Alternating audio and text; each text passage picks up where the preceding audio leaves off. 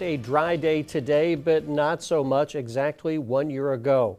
That's when a heavy rainstorm sent Contrary Creek far out of its banks and into hundreds of homes in the city's south side.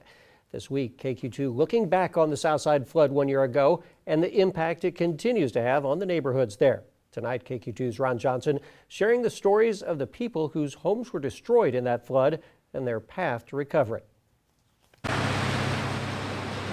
July 20th of 2020 is a date Southside residents will likely never forget. It was a bad day. It was the day their neighborhood suddenly became a raging river. Well, Rock called me and said, get out and get out now.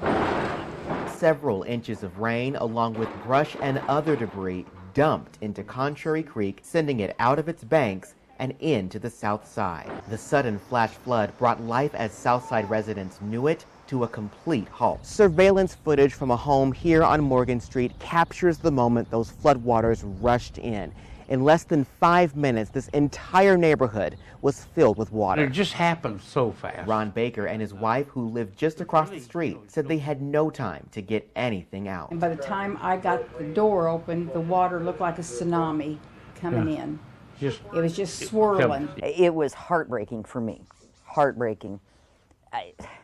It's hard to even explain. The day was already eventful for Brenda Shores, who lives down the street. She was far away in a hospital bed early that morning. I was having chemo, I had radiation, and then I had specialized radiation down at KU. Her husband was the one who discovered their home overtaken by the floodwaters. He got into the house, and we had probably 4.5 foot of water in the house that day. The waters receded just about as quickly as they came in, but that's where the real work began. This is my eBay room.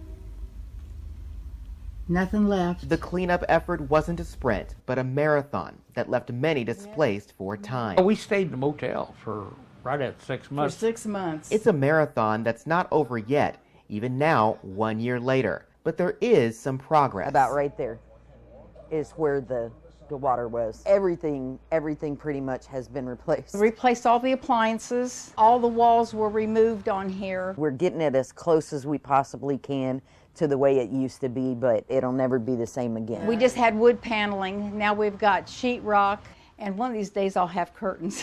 Something residents are clinging to as the work continues, putting that fateful day behind them. You look ahead. Yeah. You got to stop looking behind you. Yeah. Look ahead. Ron Johnson, KQ2 News. Shore says she lost 2 dogs in the flood, while the Bakers lost family photos of their son, who's now deceased. Tomorrow night, we'll hear from city leaders over their recount of the flood and how they feel it was handled.